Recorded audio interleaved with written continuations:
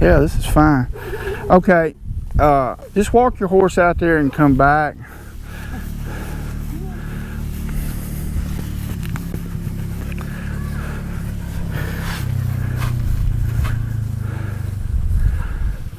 Okay, just come on back.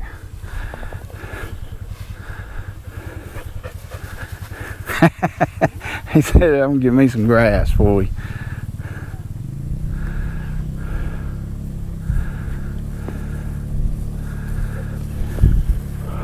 Okay.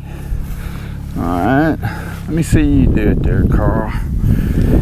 I went blank on your name. Jamie. Yep. Jamie, you know, not bad, but it looks like you guys have a 50-50 relationship. Okay. Because he kind of does whatever he wanted to, but it wasn't in a bad way, but he didn't really ever ask you. See, like right there, he's trying to block Carl off. Yeah. He's like, man, I want to go over there.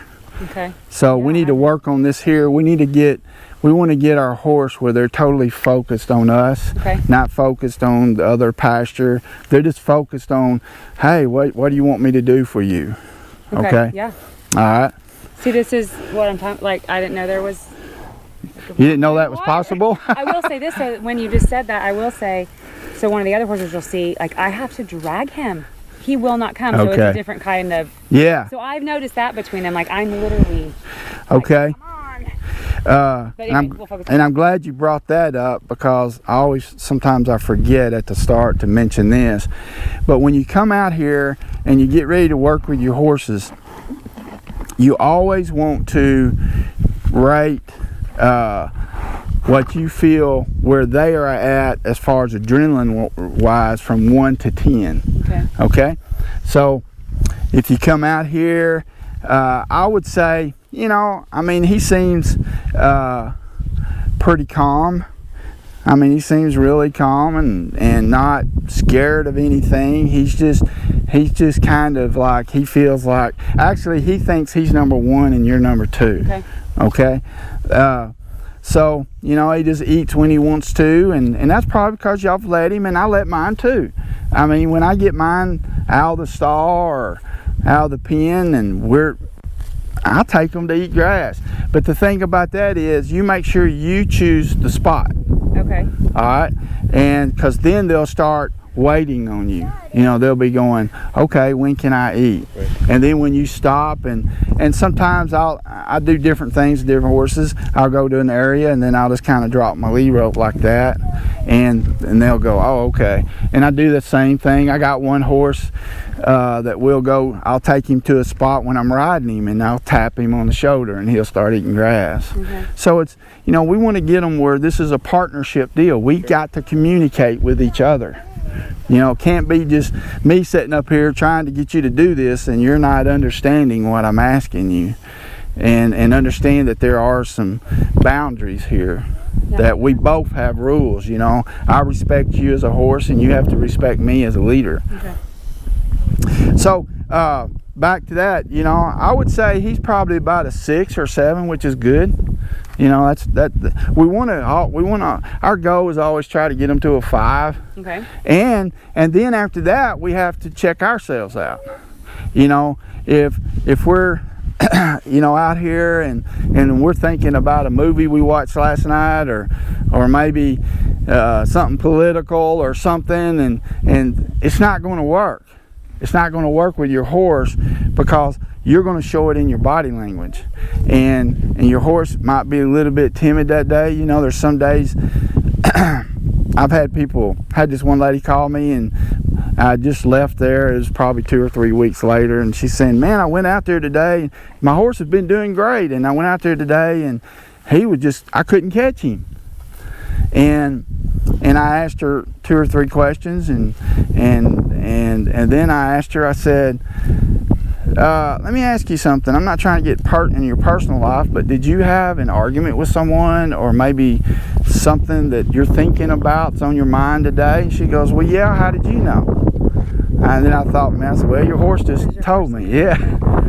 And I mean, it's it's extremely important that, I mean, when we come out here and I call it going to the horse's world. When you come into their world, you have to be a horse. You have to think like the horse. You have to respect their instincts. And so they're going to read your body every time. And so if I'm going out there and maybe I'm mad about something, boy, I have to, okay, boom, that's gone. I'll worry with that problem later. I've got to work with my horse. I got to give him 100% of my attention. And because he's definitely going to give you his. You like my lead rope? Huh? So, that's it on the start. And then on the evaluation, let's see, does he back up pretty good? Okay, good job. All right, great. That was a good backup. I'm going to start. I usually start unless I just see something, like right here. He's getting to know me. That's what all this smelling and all this stuff is he's just getting to know me, and that's the other thing. And then some good curiosity. I like what I'm seeing. There's some good curiosity here, because that's something that we definitely don't want to punish a horse for. Sure. You'll see a lot of people when horses are doing this, they'll tap their horses and stuff, and if the horse is trying to nibble on you and just bugging you or something, then what you do is you just use your backup. You just say, hey, I need you out of my space for a second. That's how you handle that. And they will eventually, it won't take them, a few times, and they caught on to what you're saying, because today all three of them, they're gonna understand that this is your space, not theirs. Okay. And they can't come in until you invite them. Okay. All right. So if I see some resistance, if I'm working with somebody's horse and I see a lot of resistance here in the shoulder, I may start here first, or I may not. But basically what I do is I start well, I'll talk about that here in a second. But I usually start right here at the neck. I want to come up here and I want to ask my horse to yield, which was really good. He's not twisting up there. That's good. I'll tell you what I'll show you what I'm talking about here in just a second. Okay. He's just a little bit, but that's because he's still getting to know me. Okay, and I understand that. But he understands the pressure. He understands that this means to yield when he feels pressure here. Yeah. So I like that. That's good. Yeah, you're a good boy. Good boy. Okay, he's level. When I was talking about twisting a while ago, a lot of times when you ask your horse to yield, okay, when you ask your horse to yield, they're going to lay on this right here. They're going to do this, and it's kind of like you got to go to get them over. And what they're doing is they're just laying on that, and then that right ear drops. And now the left ear is up here, and the right ear is here. And what happens is that's going to twist their spine, which is going to set them off balance. And they're going to have more weight on one side than the other. So we got to get that out. We got to get this level so that we've got control. Because what's going to also happen is when you get in the saddle, he's going to be using these shoulders on you. If he wants to go right, he's going to lean to that right, and you're wanting to go left. I don't know if you've had the experience yet, but sometimes, like when you're riding in the arena, they know where the gates are, and when you start coming around, they want to go to that gate. Absolutely, yeah. Okay, and you can pull that head all the way around, but he's still edging to that gate. And that's because he's got the shoulder going to the right, and then he's got all of the power in his body, which is right here, pushing that shoulder. And and they usually win, and you can just hold it here, but I'm going to show you how to stop that and be able to deal with it. Where you work them? Do you think that matters? like, because right now the other two haven't been turned out all morning. So should we would you want them turned out before you work them, or we need to get them to where they don't need that? Yes, but how long do y'all keep them in the stalls? They're rarely in the They're stalls. rarely. Okay, good, no problem. Okay. Uh, Just in bad weather, honestly. yeah, I mean, I understand Well, that. when we give them baths, or if we have kids over, Well- we prefer them to be, because we don't want the kids climbing their Yeah. and trying to go be with them. Well, I'm just talking about though, there's people that just keep them in there all the time. Oh gosh, no. And so, you know, for that lady, you know, that person saying that, then they probably keep their horses up, and that's hard for me to soak into my brain, because I'm like, why would you keep your horses up like that? That's the part I agree with you completely. But then the farrier came out. So this is all the information we get, right? The farrier came out to do their feet, and Legend and Remington were fine. It's either Remington or Titan, one of them. He said they're getting way too much protein, and so his hoof started growing, I guess, down or out. I'm not real sure. And so he suggested we shouldn't even be having him on, because if we're not going to put them in the stalls at all during the day, and they have all this green grass to eat, that we should not be giving them like food at all. And we feed them twice a day. So I was going to ask you about that too. What are you feeding him? What feed?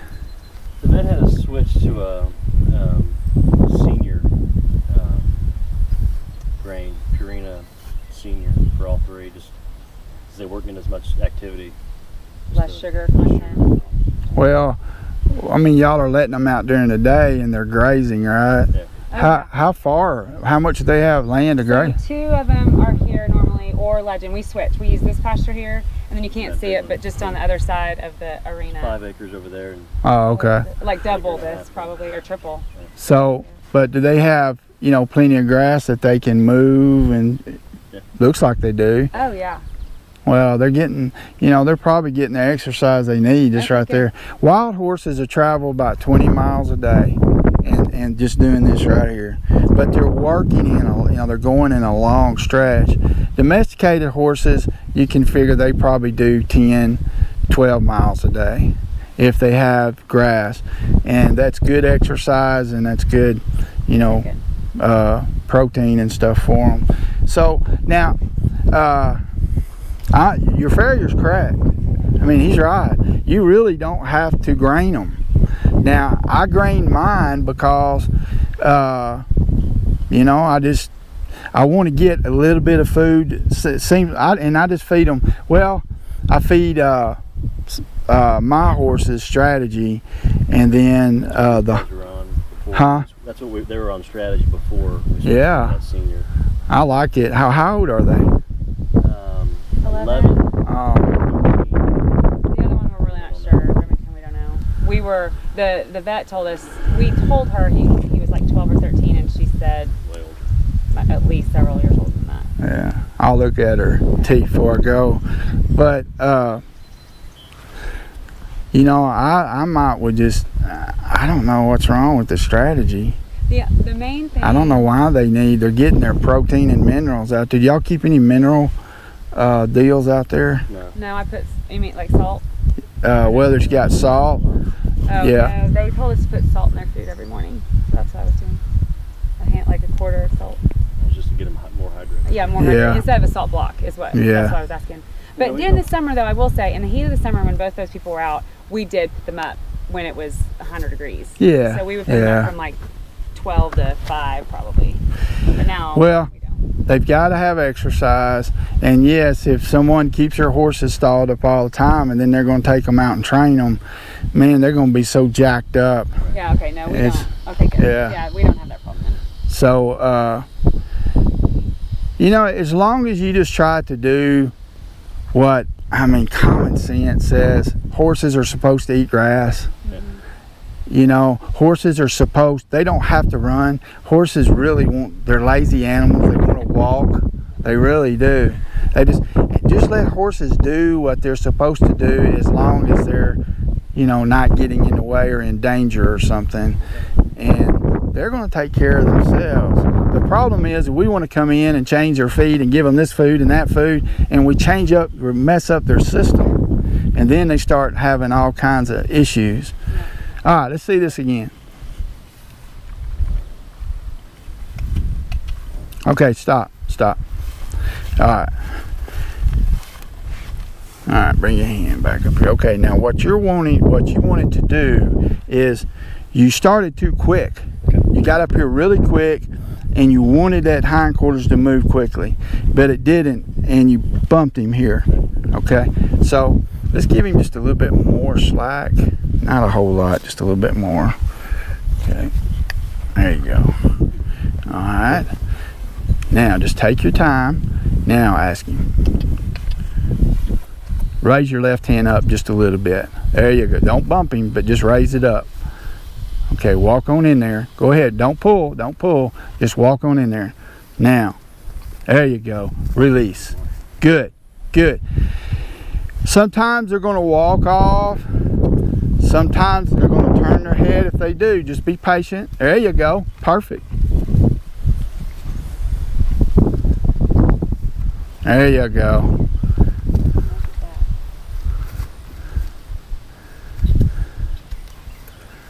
Good job, Carl. Good. Okay, right there he's just kind of getting away from you a little bit out there because I've had you give him more slack.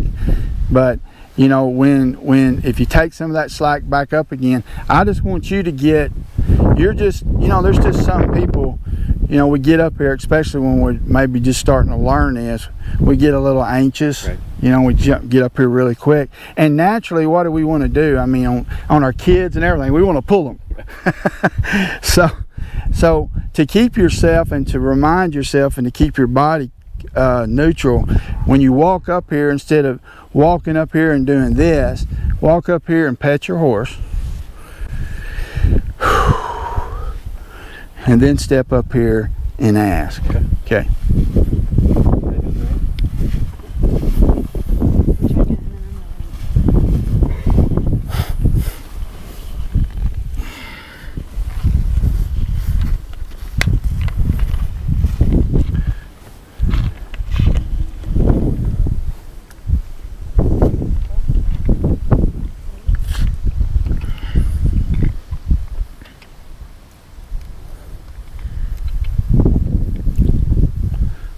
Okay, now stop and look around you. What would make him uncomfortable? Oh, the hill. Yeah. I'm not stepping over it. Good job, though. Most people would go, I don't know.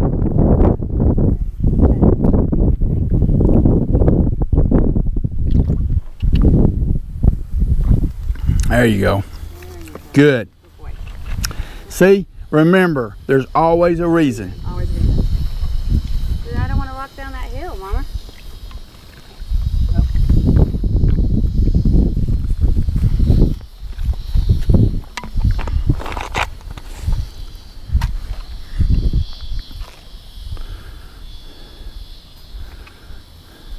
Wow. Good job, buddy. Good job. That's awkward with my left hand. Yeah. Sometimes I'll hit my hat. Yeah. And I hate it when I do it in front of somebody. Yeah. Why? Alright, you want to take this real quick? I'm just gonna. They've been silent. And kids, when they're quiet for too long. Oh yeah. So I will run and be right back. But go ahead, because we'll have video. So you guys go ahead. Okay. All right. I did the lateral flexion. Have you ever done this? Yeah. Okay. All right. What you're going to do is just kind of rest your body and your right arm up the back and the withers right here. And now what I'm doing is I'm applying pressure to this side of the face, okay, on the right side. And I'm asking him to yield to that pressure and to bring his head around. And I'm just applying, you can see just an ounce of pressure right there. And when he releases, I'll release. He's about to go to sleep on me. Now I'm going to add a little bit more. He added more pressure, so I'm going to add more pressure. I'm going to bump him just a tad. Bump, release. Bump, release. There. There. And I release. Okay. Now, it's not always that slow, But at the first, you know, if that's the way it's got to be, that's the way it's got to be.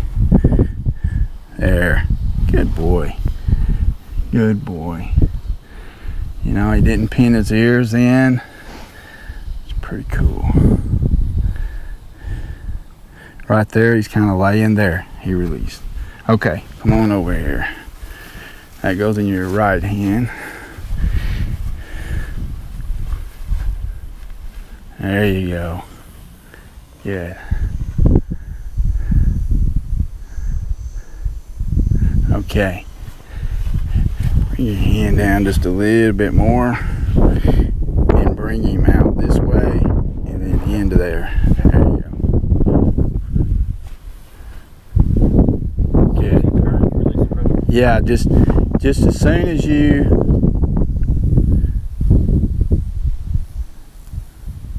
there, release. Okay. Now, if you'll, right when you add pressure and he releases, if you'll release and add pressure again and release, he'll start coming right to you.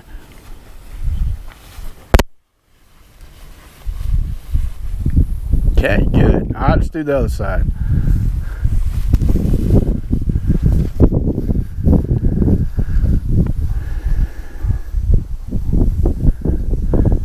Good.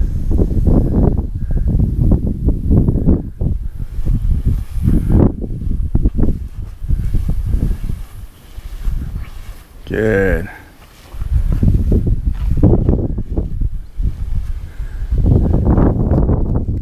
Okay. When you start here, try not to get too quick. Just apply a little bit of pressure and see if he gives instead of a lot of pressure. There you go, Carl. Okay, now when he does that right there, I want you to go with him. Okay, then don't release the pressure till he stands still. There you go. Just stay with him. Good. There you go. Now release petty. Okay, good. Good.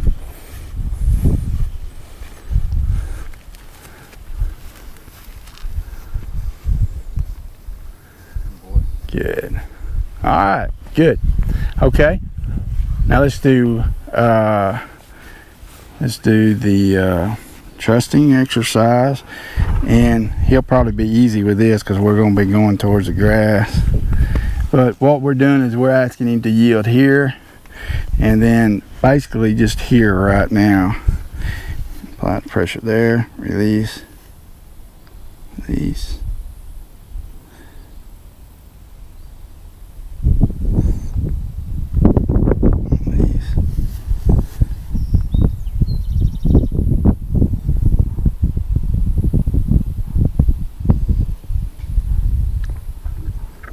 Isn't that cool? He's not going to the grass. He's really focusing on what I'm doing. Good boy. That's really good.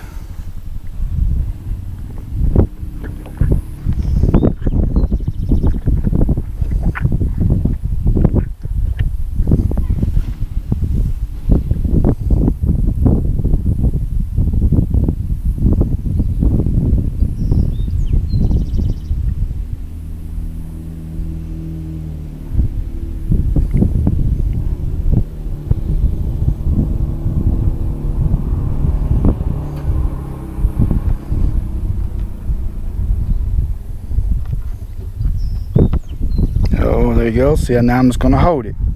I'm not going to increase the pressure. I'm just going to hold it. Right there, you released. Right there. Right there. There. Good boy. See what I'm doing? Mm-hmm. So, when he goes up, I'm not going to increase that.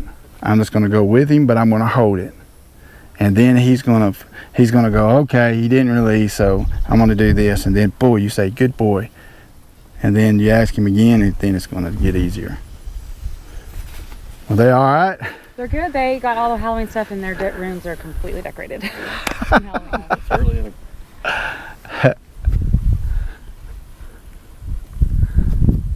There you go. So tell me what we're doing. Getting his head.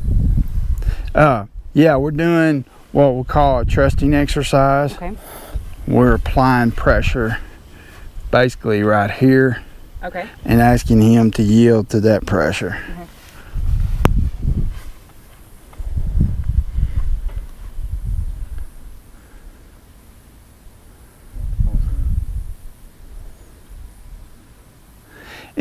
And when you get into a situation kind of like that, when they just like, you know, go ahead and you can bump him slightly.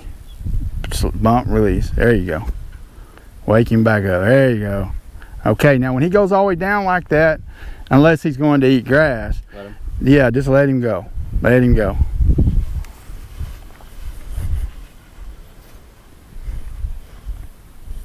There you go. There. See, that's what's cool, man. He's really getting into this because he could go on and eat grass. But he's realizing, hey, there's a reason we're doing this. Would it bother you if I take a pinch? Oh gosh. Okay. I like it. I meet people like y'all. Don't do on video. Mm-mm. What are you doing?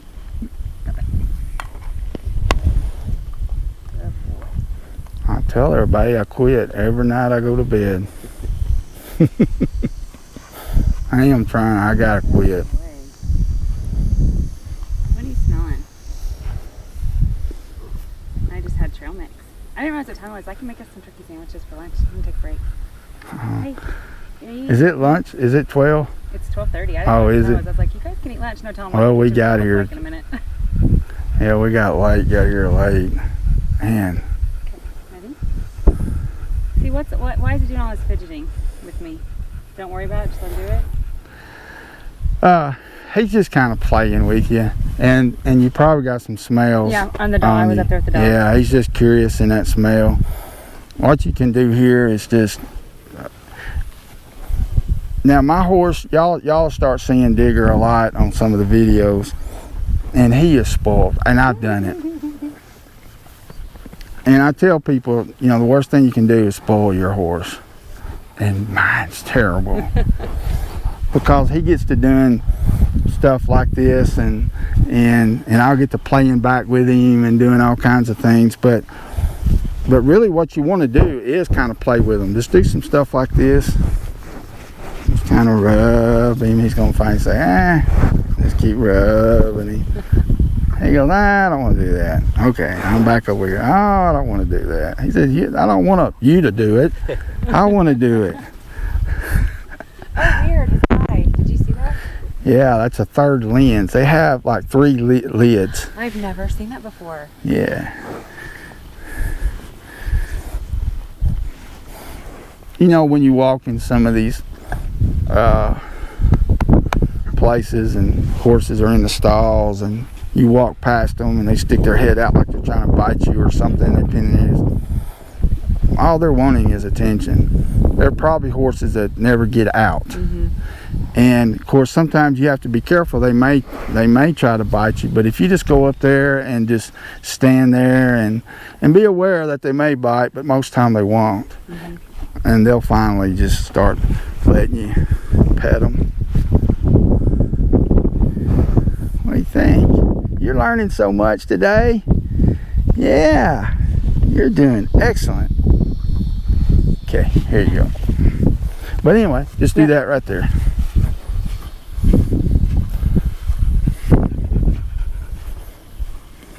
Okay. You want to play keep? I'll play with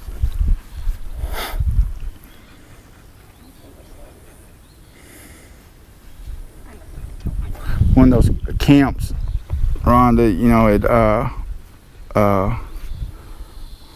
Variable.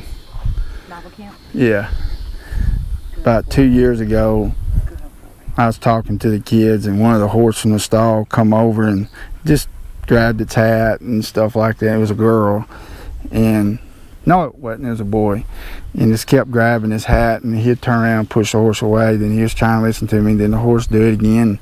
About the second time, the kid turned around, bam, popped that horse, and I said, "Well, do you think that solved the problem?" He said, "Well, that's what my daddy does." And I said, "Okay, well, let's see if it solved the problem." So I went back talking. Here comes that horse. Getting that. I said, whoa, whoa, whoa, don't pop him again. And I went up there and started doing that right there. And man, that horse was like, I'm going to the other side of the stall.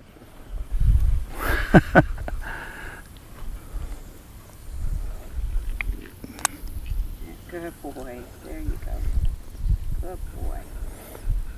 You know, now you got a horse right now that's really involved in what y'all are asking him to do. I can tell. This is a... And even though we've done some things, all I've done is got y'all to change your way of thinking. And to calm and to quickly, you know, we're already getting confidence here. And so all we've done is we you know, mentally we have respected his rights, or his not rights, instincts. And so we respected them in a way that we wasn't demanding, was more or less asking and giving him the opportunity to, you know, to learn what we're asking him to do. We didn't force him. We always ask first, and then just apply a little pressure and let him kind of get used to that. And also too, the swinging the rope, you know, he finally got used to that. He finally understood, hey, that flying object there is not going to hurt me. It's not going to eat me. You know, that's the thing, is horses have 3 needs. Well, they have a lot of needs, but their 3 top needs is survival, comfort, and leadership. And they're actually in that order. That's the reason a horse reacts first and their adrenaline gets so high, because God's given them all these abilities, these big lungs that they can run fast and long, and so their first thing, even though they're big, strong animals, you know, instead of staying here and taking a chance on getting hurt, they're going to get the heck out of Dodge, the heck with it, you know. And so as long as we understand that, and the way we show them, hey, we understand you. When he got a little theatrical with me over there, you know, I just kind of grinned and laughed and said, okay, are you done? And then I went back to asking him again. I didn't get mad. I didn't back him up across the ground all the way across the pasture like I see people do. Wasn't he neat? He just did. I'm not going to punish him for what he thinks he's doing is right. I'm just going to show him a different way. And that's what y'all have done here. And now you got a horse that, whoo, man, I like this. I've been getting to stand still here. I can tell you though,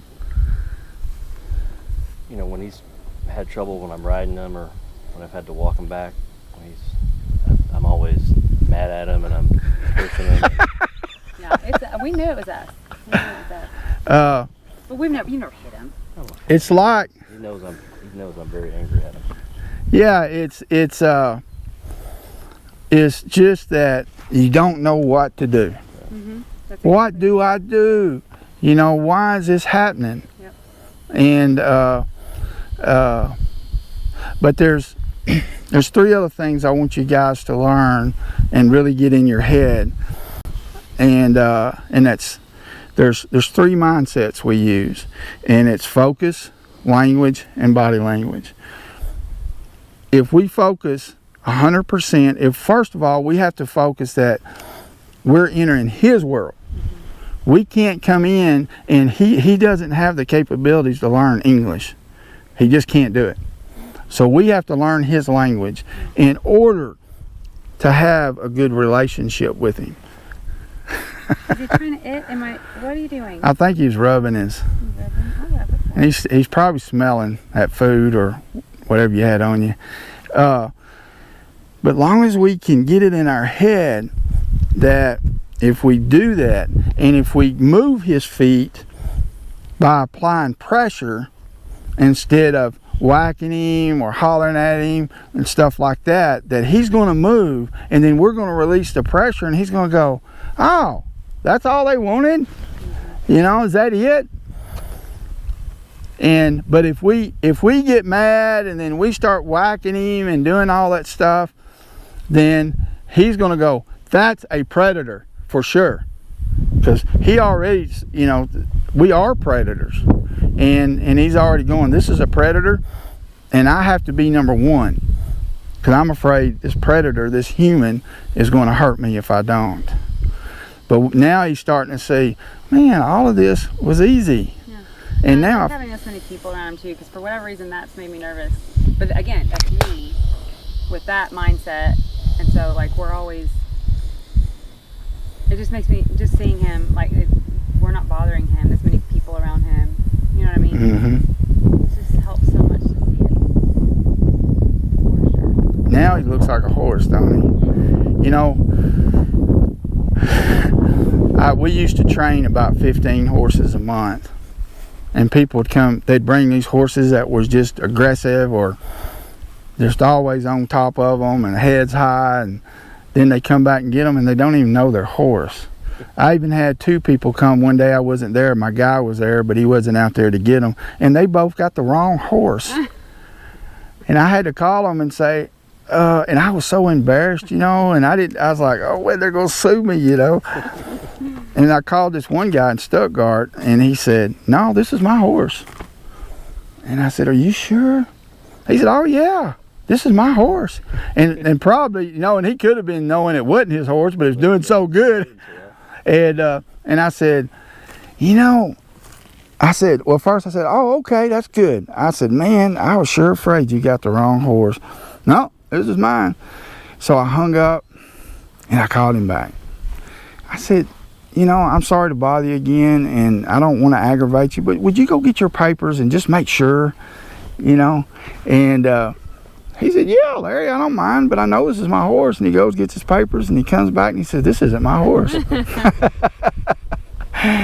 and he was really nice and everything. And then the other guy had to call him. He was in Forest City, and he kind of done me the same way. And I said, well, you don't have the right horse. I said, I'm so sorry. And they ended up actually, and I was out of town doing a clinic, and they actually met together, met each other, switched horses, and they were fine.